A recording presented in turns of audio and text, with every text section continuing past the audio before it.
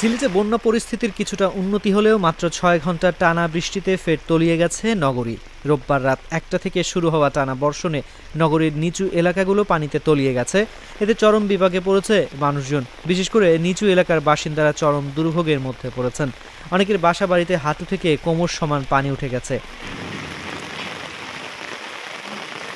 সরেজমিনে দেখা গেছে নগরীর সোবহানীঘাট উপশহর, তালতলা, জামতলা, শেখঘাট, ঘাসিটুলা, বেতের বাজার, শামীমাবাদ, বাগবাড়ি, ছড়ার পাড়সহ অধিকাংশ এলাকা পানিতে তলিয়ে গেছে।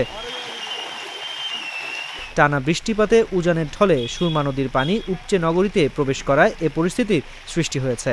সিলেট আবহাওয়া অফিস জানিয়েছে, রোববার সকাল ৬টা থেকে সোমবার সকাল ৬টা পর্যন্ত ২৪ ঘন্টায় সিলেটে ২২৬.৬ মিলিমিটার বৃষ্টিপাত রেকর্ড করা হয়েছে।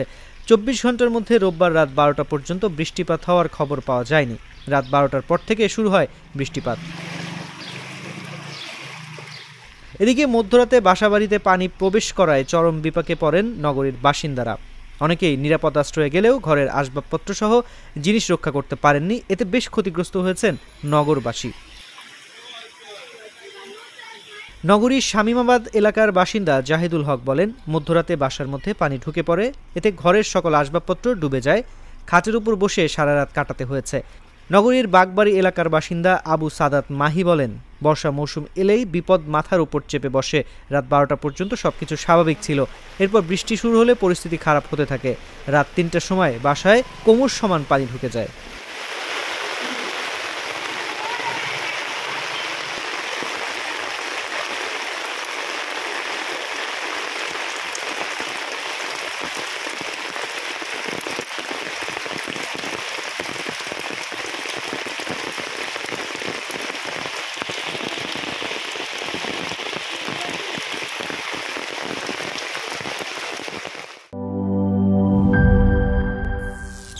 করিম চাচা, আপনার প্রিয় মানুষদের কখনো বিপদে ফেলতে চাইবেন না স্যার।